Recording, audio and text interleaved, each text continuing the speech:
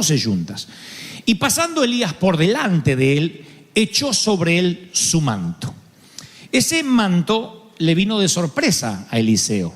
Ese manto tipifica el llamado de Dios. Todos nosotros, todos sin excepción, tuvimos ese manto de sorpresa. Cuando estábamos trabajando o enredados en las cuestiones de la vida, de pronto un manto cae sobre nosotros sin que lo esperáramos. Ese manto vino disfrazado en la invitación de un ser querido, en una madre que nunca dejó de orar por nosotros, en alguien que nos insistió para que vengamos.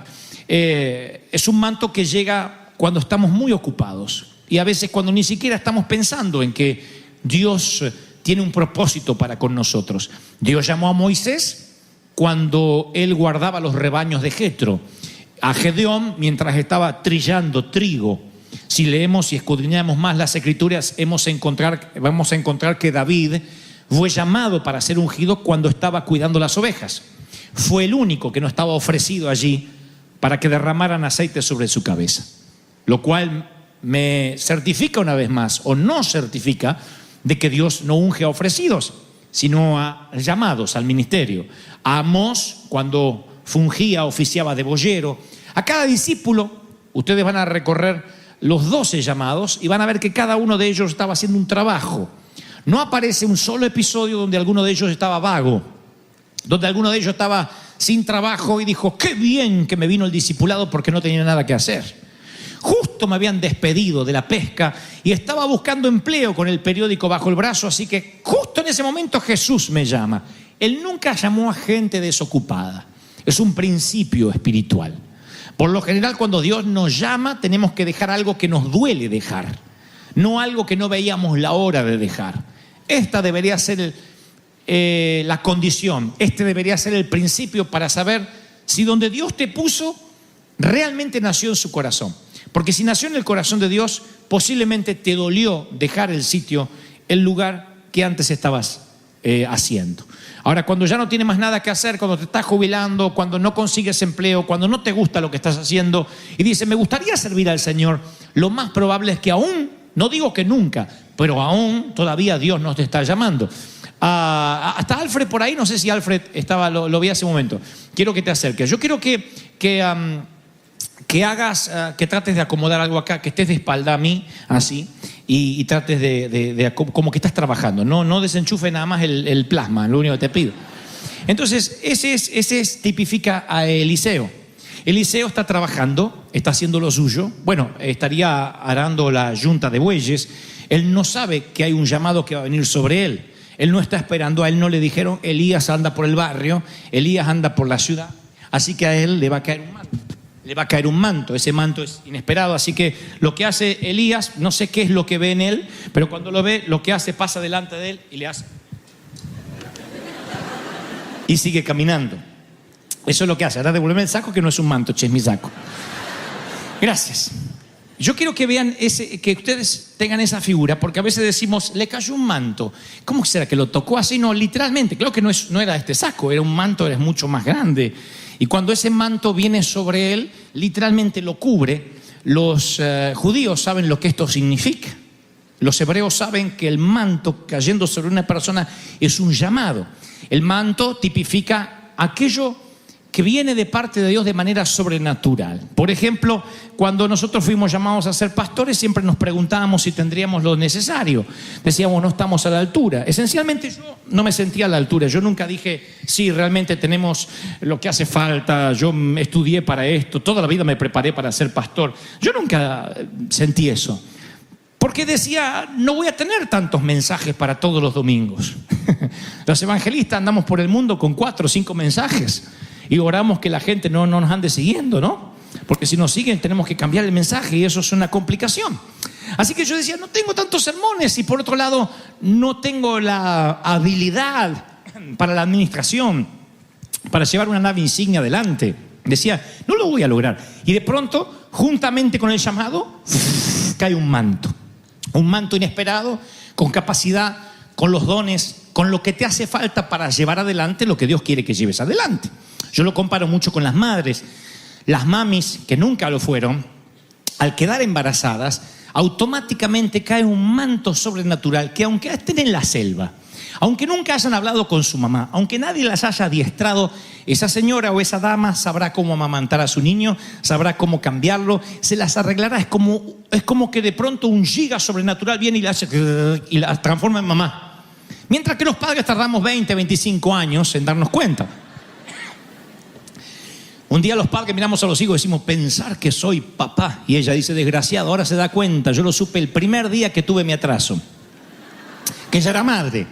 Porque viene la capacidad sobrenatural, ¿no es cierto? Eso en términos espirituales es algo similar. Un manto cae como cayó recién sobre Alfred. Quiero que no olviden ese cuadro. Él está trabajando y un manto. Entonces, cuando cae el manto, la palabra narra que dejando él los bueyes, ahora habla de Eliseo, vino corriendo en pos de Elías. No espera una mejor oportunidad. No dice, voy a esperar un segundo manto, un tercero. Al cuarto voy. Sí, ya voy. No hace así, sino que automáticamente no hace preguntas, porque el poder profético no permanece en nosotros si no obedecemos de inmediato. Y así como digo una cosa, digo la otra.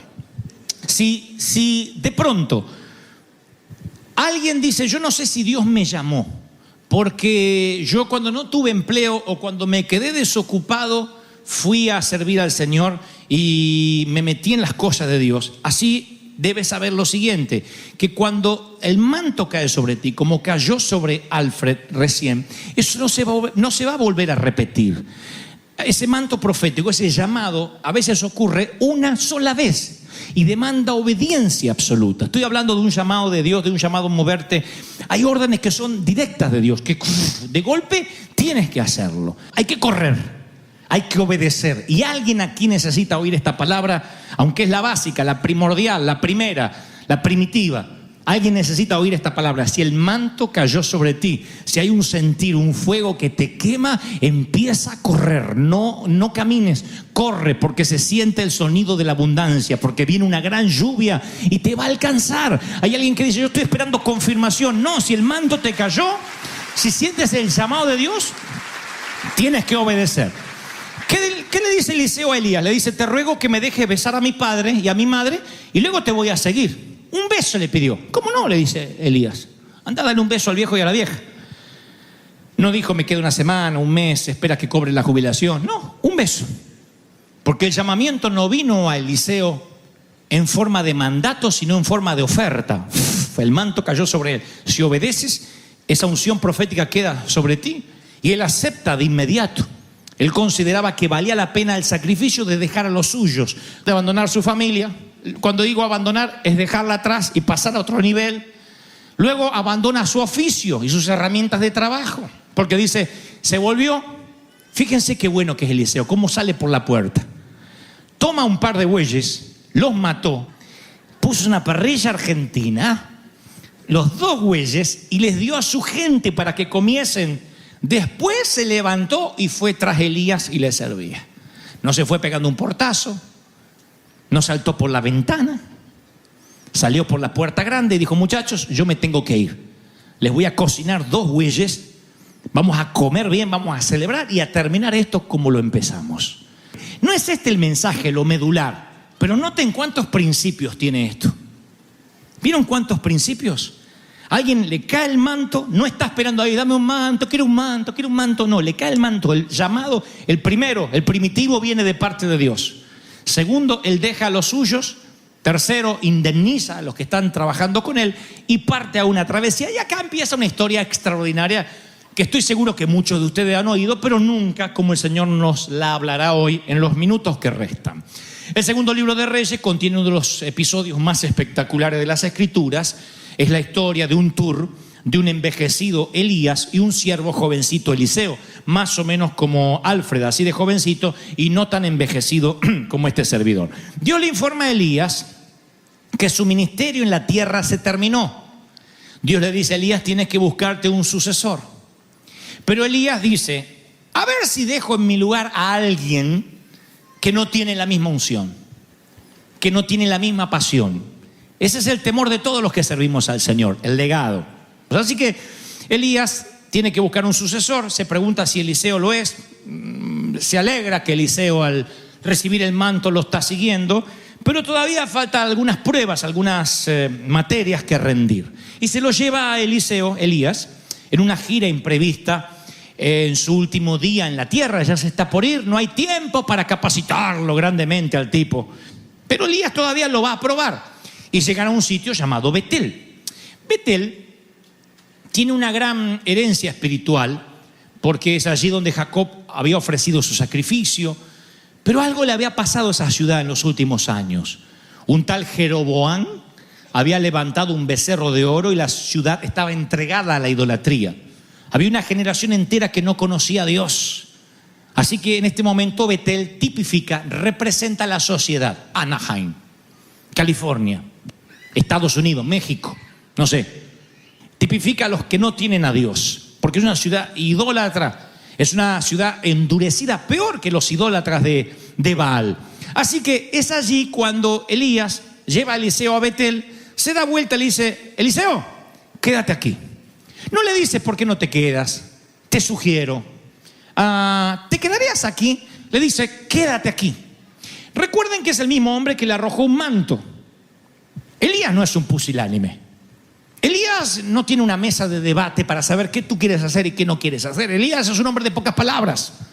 Es un hombre que degolló a unos 400 profetas de Baal. Es un hombre que tiene carácter, temperamento. Me lo imagino como impetuoso, un torbellino. Así que ese mismo hombre que arroja el manto sobre Eliseo, ahora le dice: quédate aquí. Le está diciendo: tú podrías tener tu ministerio aquí. El manto que cayó sobre ti podría servirte para que seas un gran evangelista y transformes la idolatría de esta ciudad. Esa es una buena oferta. En esa misma oferta sucumben decenas de hombres, porque les cayó el primer manto y apenas tienen una oportunidad para predicar. Dice: este es mi sitio.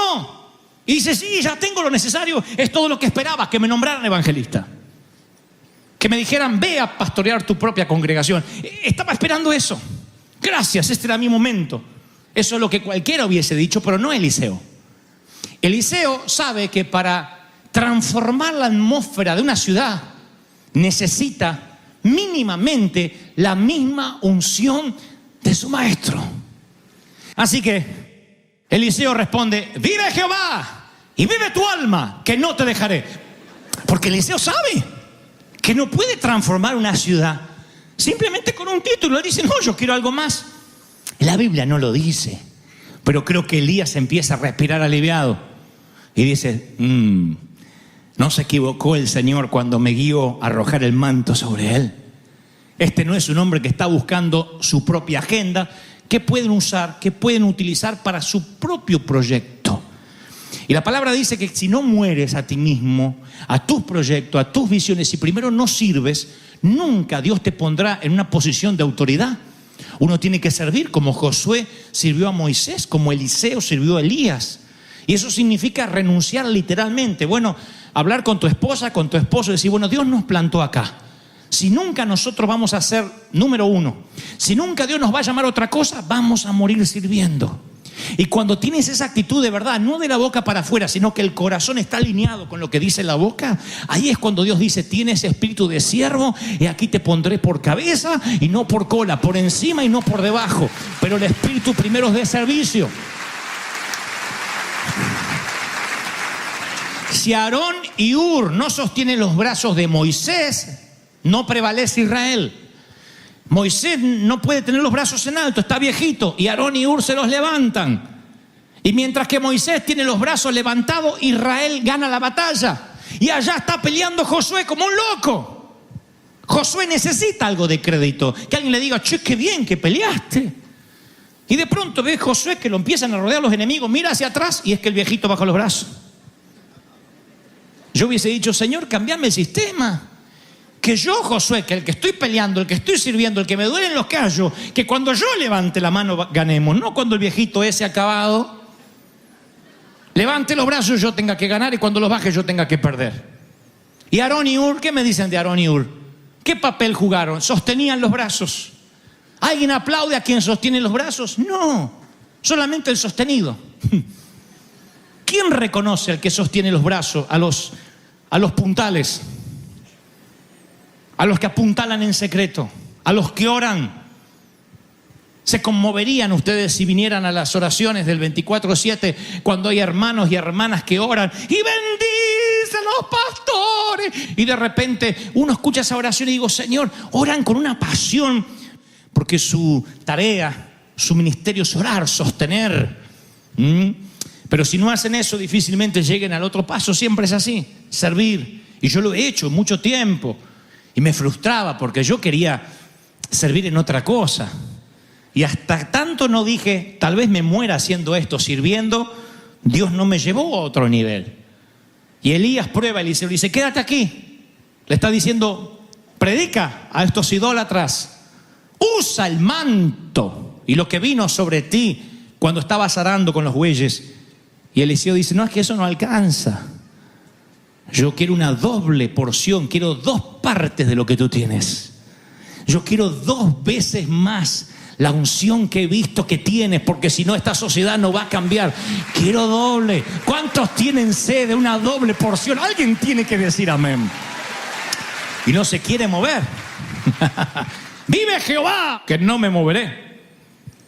Porque esta generación es muy dura y se requiere una proporción de unción doble como jamás hemos visto para que esta sociedad cambie, porque son los últimos tiempos. Elías dice, ok, y se lo lleva a Jericó. Jericó significa un lugar grato, pero ahora Jericó está árido. La tierra está seca, completamente sin vida. No había árboles, no había pastos ni frutas. Una corriente de veneno se había infiltrado en el suministro de agua de Jericó y nadie podía tener agua potable. Por consecuencia, los plantíos, la gente, los animales, todos estaban comenzando a morir. Ahora, así como Betel tipificaba la ciudad, el mundo que no tiene a Cristo, Jericó tipifica la iglesia. La iglesia de esos tiempos y la iglesia actual. ¿Qué es el veneno? Lo que a veces se destila desde los púlpitos, desde los stages, desde las plataformas, cuando hay hombres o mujeres ministrando que no tienen resuelto temas de estima del pasado.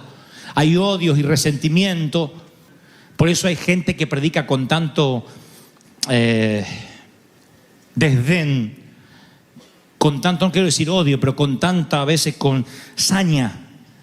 Yo a veces escucho a hombres y eso no es autoridad del Espíritu, porque yo imagino que Jesús hablaba con autoridad, pero los niños se desesperaban por acercarse a él, así que no era un bulldog ladrando.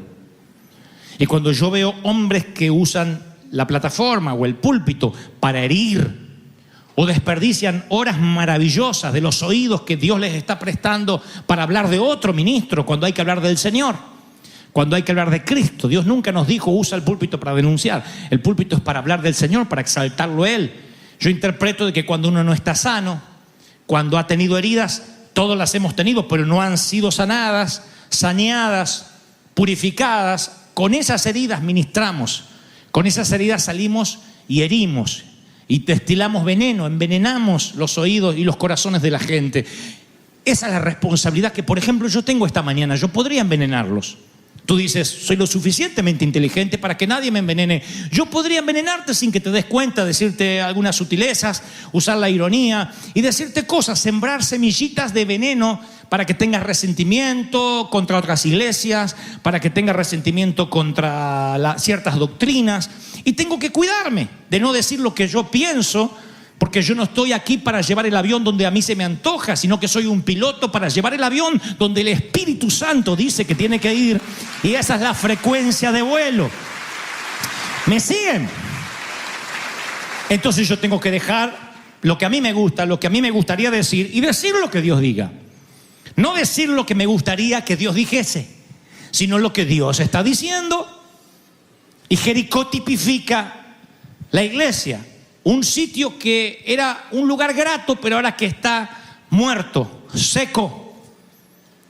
¿Por qué Jericó tipifica la iglesia? Porque allí había una escuela de profetas, dice la Biblia. Gente que estudiaba para ser profeta, o sea, era un lugar donde se reunían los religiosos. Cuando llegan a Jericó, estos religiosos se le acercan a Eliseo y le dicen, ¿sabías que Elías será quitado de ti? No te hagas ilusiones, este pastor se va a ir. No te hagas ilusiones porque él no te va a elegir. Y Eliseo dice, no, me tiró un manto. Pero eso no significa nada. Él se va a ir de ti, le decían. Se va a ir de tu lado. Y Eliseo respondía, sí lo sé, callad. Estos estudiantes no tenían el poder, la unción ni la autoridad del Espíritu Santo. Nunca experimentaron el poder de Dios. Y aquí es donde Elías vuelve a probar a Eliseo. Y le dice, quédate aquí, te nombro pastor. Ya no es un llamado evangelístico como en el Betel para predicarle a la sociedad idólatra. Ahora le está diciendo, quédate aquí en la escuela de profetas, te nombro pastor. Mira, hay un grupo de cristianos lindos, aquí sucumben otros tantos. Aquí es cuando dicen, sí, yo quiero que me digan pastor a mí. Porque hay gente que le gusta eso, no sé por qué. Claro, se confunden porque el primer manto les cayó. Y entonces están ahora diciendo, bueno, ahora tengo que salir, tener lo propio. Y le dice, ¿no quieres quedarte acá? Y ahí es cuando Eliseo, a estas alturas, dice, no, porque si me quedo acá y me meto en esta iglesia con estos religiosos, me van a estar preguntando, ¿y cuánto oraba Elías? ¿Y cómo era Elías en la intimidad? Y contame, ¿cómo hacía milagros? ¿De verdad que desafió a los profetas de Baal? ¿De verdad que hizo esto? ¿De verdad que hizo lo otro? Y vamos a hacer una iglesia que viva hablando de los eventos del pasado.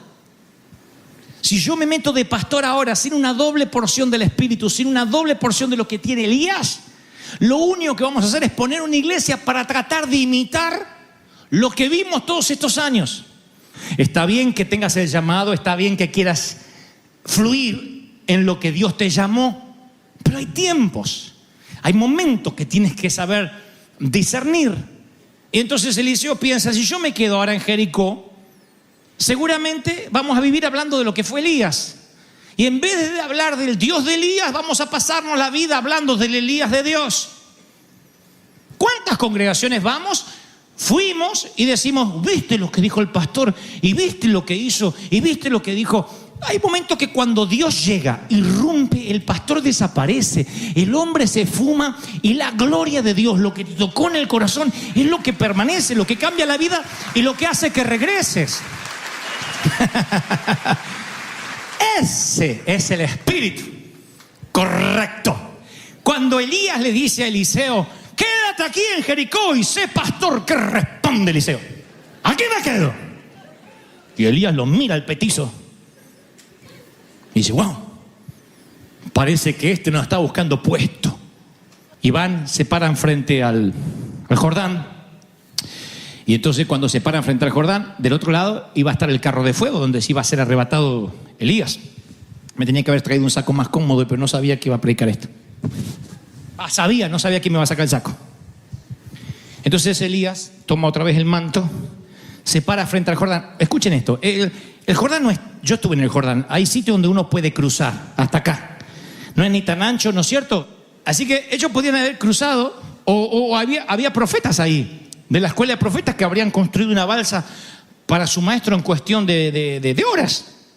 Sin embargo, Elías se para ante el Jordán, está Eliseo ahí. Noten que es el mismo que le ofreció un llamado evangelístico y un llamado pastoral y no aceptó. Dice, ok, entonces lo que tú quieres es sobrenaturalidad. Lo que tú quieres es caminar sobre lo sobrenatural y eso es lo que va a ver ahora Eliseo. Así que Elías hace así, hace... Y el mar y el Jordán hace... Se empieza a abrir. No es que Elías le está diciendo, mira el poder que tengo. Lo que le está diciendo a Eliseo es, vamos a cruzar del otro lado y después vas a tener que volver solo. Si vamos en balsa, volvés en balsa. Si humanamente cruzamos, volvés humanamente. Pero si para ir yo hago así, para que el mar se abra, ¿qué tiene que hacer Eliseo cuando tiene que volver?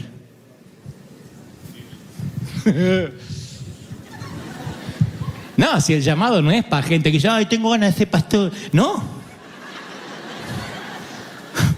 Porque así como sales sobrenaturalmente, vas a tener que volver sobrenaturalmente. Si después no tenés manto para golpear las aguas, no quiero estar en tus zapatos, mi querido, ¿Saben cuántos se van del otro lado? Después dice, ayuda, vénganme a buscar, pensé que Dios me llamó. Elías le está diciendo a Eliseo, cuando regreses, vas a tener que golpear las aguas, las vas a tener que cruzar como la estamos cruzando ahora. Cuando empiezas tu propio ministerio, tienes que creer que el mismo Dios que viste en otros va a estar contigo. Le está diciendo Elías a Eliseo, ¿ves? El mismo Dios que estuvo con Moisés y con Josué está conmigo, estará contigo. En la finanza, en los negocios, en el ministerio, ¿estará Dios contigo? Porque hasta ahora te paraste al lado de un pastor, alguien golpeó las aguas y cruzaste. ¿Y qué cuando nadie golpee las aguas por ti?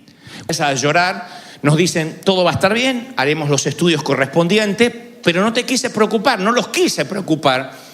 Pero pudo, si no nos apuramos, si la mamá dejaba de pujar, pudimos haber tenido un problema más serio que simplemente el susto de esos 10 minutos más aterradores de nuestra vida. Hasta ahí la historia, y ahora voy a conectar los puntos en un momento. Ayer yo le decía, Señor, ¿los traerás? Vuelvo a ustedes. Del norte, del sur, del este y del oeste de la ciudad. Y de otros puntos. ¿Qué quieres que le diga? Y de pronto fue tan claro lo que Dios me mostraba. En primera instancia me lleva al libro de Josué, el capítulo 10 y el versículo 8, cuando Josué debe enfrentar acaso la peor batalla de toda su carrera de infantería militar. La peor. La Biblia narra que 10 ejércitos, 10 reyes, con sus respectivos ejércitos, se conjugan contra él, le hacen frente. Estamos hablando de Josué, quien sucedió a Moisés, y que ahora va rumbo a la tierra prometida, la conquista de Canaán. Entonces esos reyes se juntan contra él. Es el ejército que la Biblia describe como los amorreos. Los amorreos le hacen frente. Josué se asusta, puesto que aunque él es un esclavo devenido en militar, no sabe cómo va a ser para enfrentar a toda una infantería que es 10 veces más en número que el pueblo de Israel. La Biblia narra que él empieza a orar, consulta al Señor y Dios le da una respuesta abrumadora. Le dice en Josué 10, versículo 8, no tengas temor de ellos, no tengas miedo, porque yo ya te los entregué en tu mano. No es un tema menor el tiempo verbal. No dice te los voy a entregar, ya te los entregué. O sea que en mi ámbito espiritual tú ya tienes la victoria, Josué. Y agrega Dios, ninguno de ellos prevalecerá. En otras palabras, ninguno va a sobrevivir. Ni siquiera vas a tener que preocuparte por tomar rehenes. Van a morir todos. Y Josué vino a ellos de repente, continúa relatando la Biblia, habiendo subido toda la noche desde Gilgal. No se pierdan este detalle que no es menor. Vamos a retrotraernos de vuelta. Dios le dice, ya te di la victoria, te entregué los enemigos. Y ahí Josué nos dice, bueno, entonces no hago nada. Si me entregaste la victoria, vamos a esperar que se mueran con una peste, que los pique una rata. Los muerde una rata, las ratas no pican. Qué sé yo, que se contagien de gripe, que por la mañana estén todos muertos y Dios ya me dijo que vamos a tener victoria. No, el tipo recibe la bendición de Dios, la promesa, y marcha toda la noche. Si Dios le prometió que le iba a dar la victoria, ¿por qué él marcha toda la noche? De pronto tuvo una repentina revelación acerca de la oración, y es la siguiente. Quiero que lo escribas en las tablas de tu corazón y lo ates a tu cuello. Si vas a pedirle algo grande a Dios, más vale que estés listo para marchar toda la noche. Si vas a pedirle algo en fe audaz, más te vale que sepas que vas a tener que marchar. No hay victoria si no hay una marcha nocturna, obviamente de noche, toda la noche anterior a la batalla. Si quieres que Dios responda a algo en fe, vas a tener que marchar. La oración de Josué no fue una excusa para eludir responsabilidades. Él dijo, muchachos, Dios ya nos dio la victoria. ¡Javé! Alguien quería descorchar champán y algún mexicano destapar un tequila. Y le dijo a Josué, no, eso después. Ahora hay que marchar toda la noche. Y veo a Josué que hace todo lo humanamente posible, se esfuerza físicamente, dirige a miles de soldados, ejecuta una estrategia y va a la batalla. A mí inmediatamente me lleva al versículo de Santiago que dice: así también la fe por sí sola, sin obras, ¿cómo es la fe? Muerta. Lo sabemos. La fe sin obra, ¿cómo es? Muerta. De pronto el Señor me decía: dile a mis hijos que hay muchas oraciones que yo no estoy contestándoles porque oran pero no actúan, porque piden pero no hacen. Y la oración siempre, por lo general, va amarrada a la obediencia práctica. De otra manera no es fe. Es un pensamiento positivo, es energía mental de esperanza, pero no es fe. La fe siempre que va a devenir en un milagro va amarrada a un movimiento. Y la mayoría de las veces, si no te mueves, Dios tampoco lo hace. Tú dices, ¿por qué? Bueno, porque es la manera que Él diseñó para que opere la fe. Entonces, a la luz de esta revelación, yo volví al parto, al nacimiento de nuestro primogénito. E imaginé algo medio absurdo, lo vi desde una perspectiva absurda. Recuerden que les dije que el médico era cristiano. Así que imaginen que esto pudo haber pasado. Él me dice que no me preocupe, que todo está bajo control. De pronto su rostro cambia, se preocupa. Y yo le digo, Sergio, ¿qué pasa? Y él, en lugar de decirme, tranquilo, mirar a Liliana y decirle, mamá, puja, puja, dice, no, momento. Se quita los guantes, apaguen todo. La mira a Liliana y dice, vamos a orar. Vamos a hacer una cadena de oración porque el bebé viene asfixiado. Y yo le digo, entonces, ¿qué vas a hacer? Llamen a las enfermeras, llamen a los otros médicos también. Vamos a empezar a orar todos juntos ahora, porque no es tiempo de hacer nada. Vamos a esperar que Dios haga el milagro. Se toman de la mano con la enfermera y empieza, en el nombre de Jesús, Señor, aleluya. Dale oxígeno al niño ahora. Al que dejo sin oxígeno es al médico si hace eso. Pero porque yo lo ahorco. Yo le diría, estás loco, hermano. Ahora no es tiempo de ponerse a orar. Ahora hay que salvar el bebé. Ahora no es tiempo de quitarse los guantes ni apagar los aparatos de oxígeno. Hay tiempo de encender todo. Se ponen los guantes y saca el bebé. Sí, pero hay que orar. Bueno, que puje mientras que ora. Ese es el título del mensaje. Puja mientras oras. Puja mientras oras. Puja. Yo le diría, no, doctor, lo vamos a sacar ahora mismo. Nadie cree en la oración como yo. Hablas de fe, tienes al tipo correcto. Pero tú te pones los guantes y no vamos a detenernos a orar. Pujar y si querés oramos entre pujo y pujo. Que haga en el nombre de Jesús. Que siga pujando. Puja mientras ora. La gente que tiene una fe audaz no se detiene a orar. Sí ora, pero mientras puja. En primer lugar, yo vuelvo a decir lo que he dicho hasta el hartazgo, aunque sea monotemático, que hay muchas cosas por las cuales no hay que orar. No hay que orar para cosechar, hay que sembrar, no hay que orar. Por mucho que diga, Señor, quiero cosechar. Si no siembra, no cosecha. El que no trabaja, que no coma. No hay que orar para saber más de la Biblia, hay que estudiar. Me enferma la pasividad de cuando alguien dice, y bueno, vamos a orar, yo no voy a hacer más nada, ahora depende de Dios. Hay mucha gente que se pone a orar, se queda quieta, si no pasa nada, dicen, se ve que hay que orar más. Y vuelve a orar, Es una línea de pensamiento que sugiere que debemos orar y después esperar. Si Dios quiere, lo va a hacer. Si no lo quiere, no lo va a hacer. Pero orar es lo único que se puede hacer y la mayoría de las veces no es lo único que se puede hacer. Hay que orar a veces y prepararse. Hay que orar y pedirle a Dios que intervenga, pero hay que empezar cambios de vida, cambios en los paradigmas para que Dios pueda obrar. Podemos decirle al Señor que pelee por nosotros, pero después tenemos que tomar la espada y pelear. Las oraciones unen nuestras palabras llenas de fe con acciones llenas de audacia. Y es ahí cuando la fe tiene sentido. Josué no se puso a orar, bueno, mata a los enemigos. Él estaba pujando y orando. ¿Estoy siendo claro hasta ahí, sí o no? Tú dices, yo estoy orando para tener una pareja o un matrimonio mejor.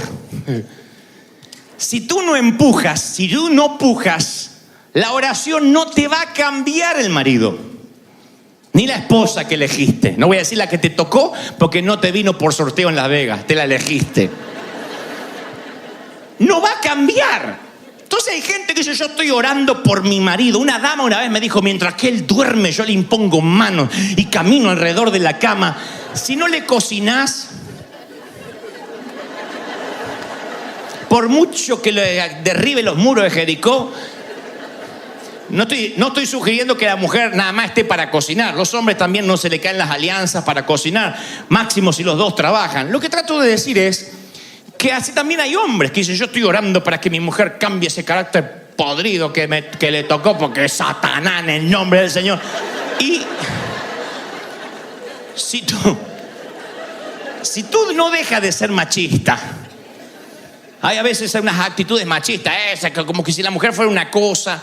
Cuando la mujer tiene una idea o se le ocurre algo, la miran con desdén o subestiman lo que dice como si hubiese dicho cualquier babosada. Ese machismo a veces termina esmerilando, termina drenando el amor, la pasión.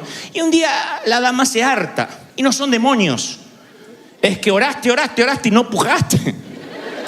Y se te abortó el sueño, se te murió el bebé. En este caso se te murió el matrimonio.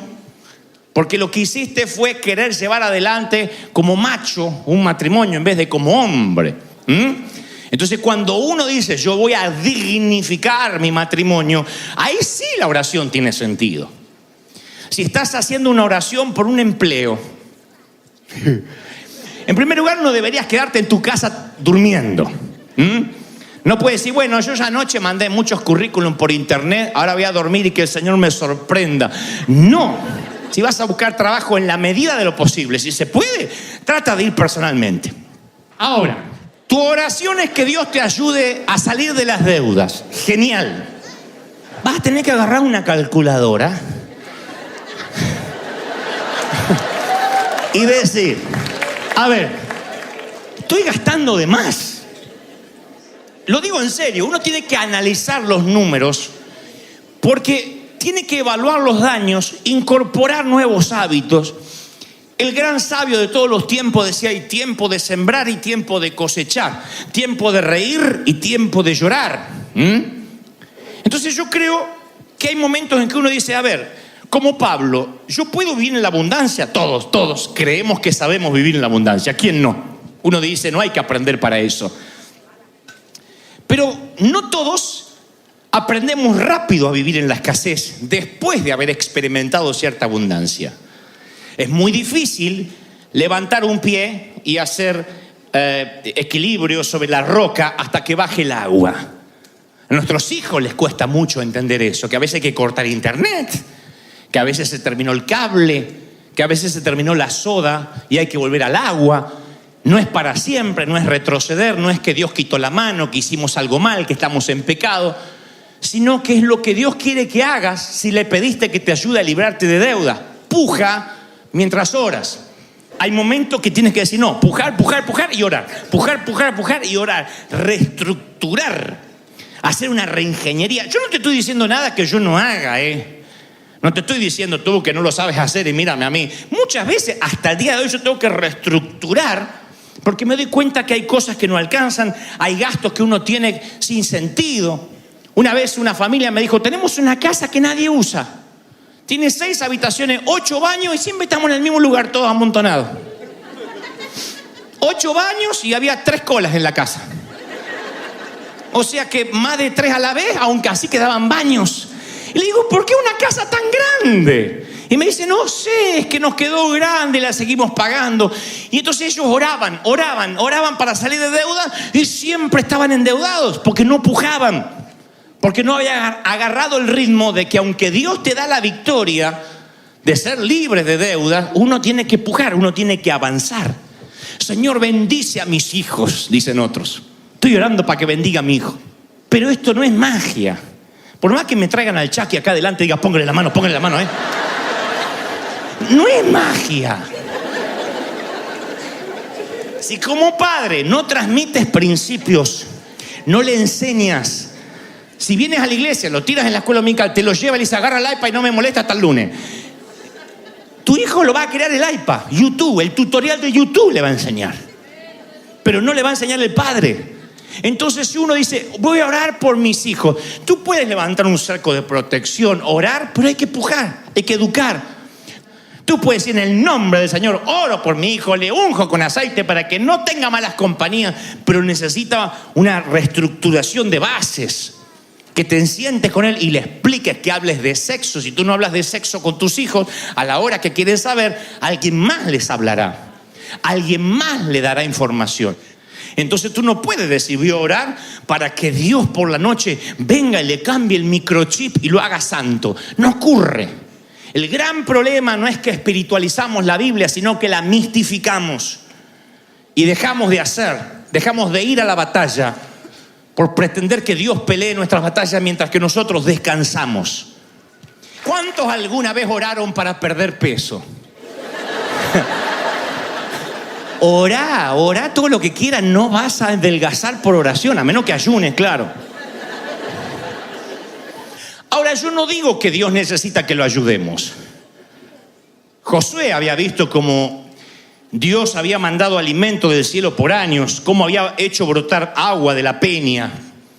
Dios no necesita que lo ayude a alguien y resopla diciendo, alguien que me dé una mano. No. Pero cuando llega el momento de pelear una batalla, Josué se da cuenta que a Dios le gusta que sus hijos participen de sus propósitos, que estén metidos, involucrados en el milagro. Yo te doy la victoria, pero hay que sangrar.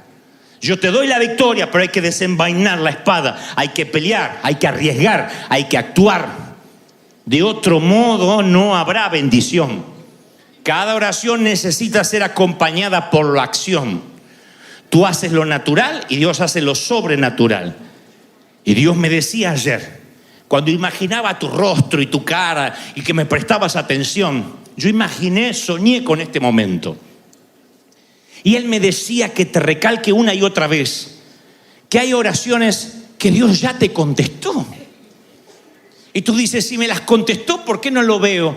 Porque no haces, porque no caminas. Ya te dio la victoria, pero no fuiste marchando toda la noche rumbo a ella. Dios ya plantó bandera, lo que tienes que hacer es tú caminar hacia ese destino. No hay otra forma. La vida ocurre mientras vives. Y en un momento te vas a encontrar con que el pasado murió mientras dormías, el presente lo tienes ahí y se acaba rápido, y el futuro está más allá, aún no lo tocas. Lo único que tenías era el hoy, y el tiempo es algo que no regresa. El tiempo es algo que no se puede reponer. Tú no puedes bajo ningún punto de vista, como digo siempre, congelar a tu niña a los 8 años y que te espere mientras que tú te haces una vida y un nombre para luego leerle un cuento 10 años después. 10 años después la niña tendrá 18 y no querrá escucharte. Tendrá otros que le lean cuentos. Si es que le leen cuentos. No puedes congelar a tus hijos y decir, mañana voy a jugar, en 20 años, solo espérenme que voy a volar. Y al regreso pretender encontrar en tu pista de aterrizaje a los que algún día estaban contigo, esperándote a que tú regreses. No puede ser así, la vida no da tregua. La vida pasa muy rápido. Entonces tú tienes que activar, pujar, porque se te mueren sueños a diario. No estoy hablando que a lo mejor se te murió el sueño de ser bailarina profesional. Hablamos de los sueños cotidianos que se abortan día a día. Pensabas visitar a alguien y dijiste mañana. Pensabas comenzar una dieta y dijiste el lunes.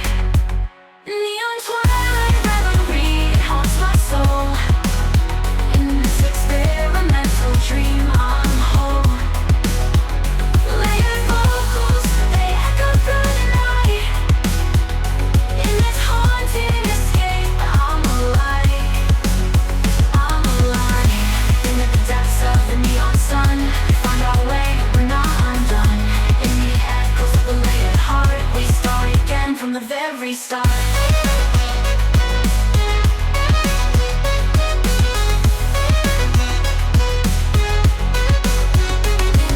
Twilight reverie, it haunts my soul.